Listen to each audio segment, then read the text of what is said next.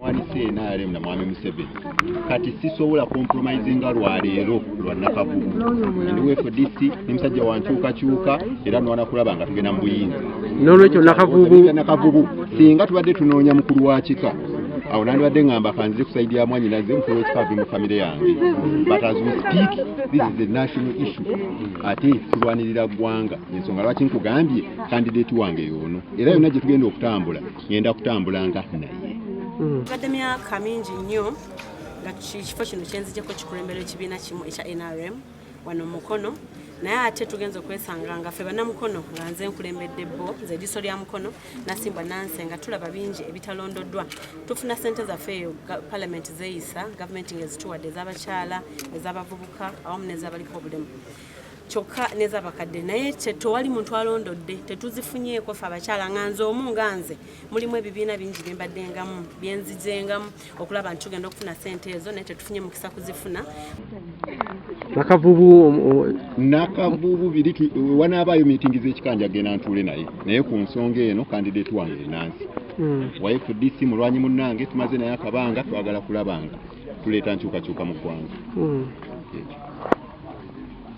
Singa kusaba omuwagire mu kintu kino emyaka ebiri tetwogera lwa nsonga eyo era seetaaga era sisobola na kumyaka ddala kunoonyeza muntu w'NRM tetuyinza kulaba Mwami Museveni nga tumutadde ku kisenge kati agenda ate katyoke tuveyombo ate kati tupromotinga ono kwongera kumwongera maanyi ebizibu by'eggwanga libadde NRM kati ate we tutuukiddeyo kubanga tubakasukamba ate tuleeta nakavubu tekisoboka te candidate waffe yoyo gwe tugenda okulwanagana naye era kyemmanyi tuwangula akalulu kano.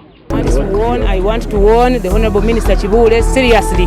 This is Nama where we come from and we are not going to take this nonsense anymore. I want to tell him that come February next year he will be out of Mukono. I have said it and will be there. Saagala mpagiri wayo ali mwede kunga imide katuti anonyeza akalulu. Candidate we yali nsubuga yagulwa yajibwa mu kalulu kati simanyi ali bayadde wa Kibule yabimanyi naye ffe twagala kulabanga kati Mukono North tujeera ekifo ky'omubaka omukyali kya district tukyera tulese candidate Mukono South waali municipality waali leero FDC tuzenga tuli b'amaanyi kulabanga wonna twera bwezi okweteekateeka genda mu buyinza. Lwaki wasaze buva ku municipality okugenda Mukono North?